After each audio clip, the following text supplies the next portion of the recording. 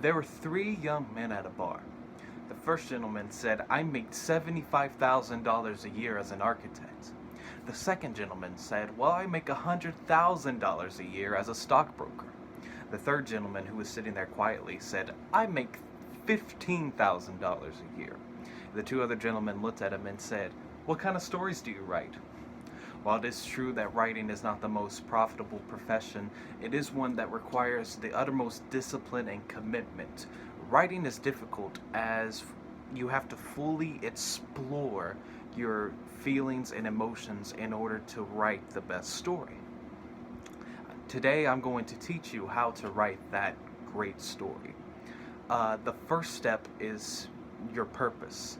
It is very important to find a purpose, as you need that to express your ideas and feelings and your themes throughout the story and what you want to convey to the audience.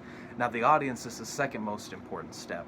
Now, it depends, who are you writing for? Are you writing for kids? Are you writing for teenagers, young adults, or the elderly? It is very important to know who you are writing for, as you need to narrow and focus down what kind of language and what kind of themes you use for your story. The next idea you need for writing is your format. Now, when I say format, I mean, how are you writing it? Are you writing it as a poem, as a play, as a TV show, or as a movie? All of that needs to be planned in advance and thought out really well. And it really depends on your story and what you're trying to write. For example, if you want a long story, it may be good to write several novels or a TV show. But if you're looking for a more short story or kind of thing, you can write a play, or a one-act play, as it's called. And then another very important step is to write about what you know. For example, I have a friend who is in the military as a Marine, and I would never dare to attempt to write about that kind of experience because I know personally nothing about it.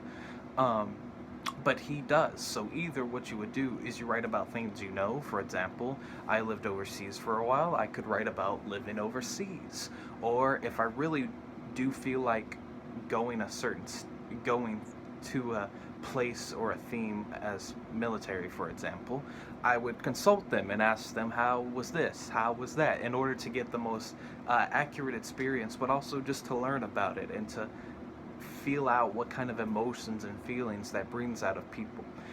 Now, this is a story that I wrote for TJC. We were planning to perform it during April, but unfortunately that was canceled.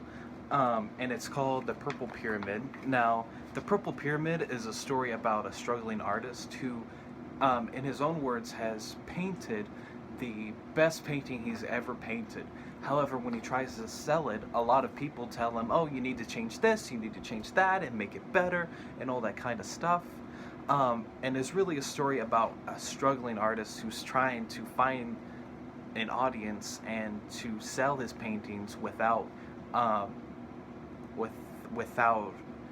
without losing his artistic identity. So that's what that story's about. I'm very proud of this, and it took ages and ages to write. And that is because I had to rewrite it. And this is the last but most important step, is rewriting and editing, of course. But this is a process that takes much longer than it does to conceive and write the idea. Very often your first idea is not your best idea. And it is very important that you rewrite and edit and rethink ideas and try to find new creative ways in order to perfect your story.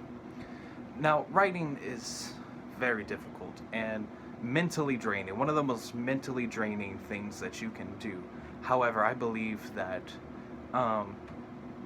the reward of writing and the gift that you have to express this and show this to people far outweighs the long hours and the grueling hours of writing a paper. Thank you.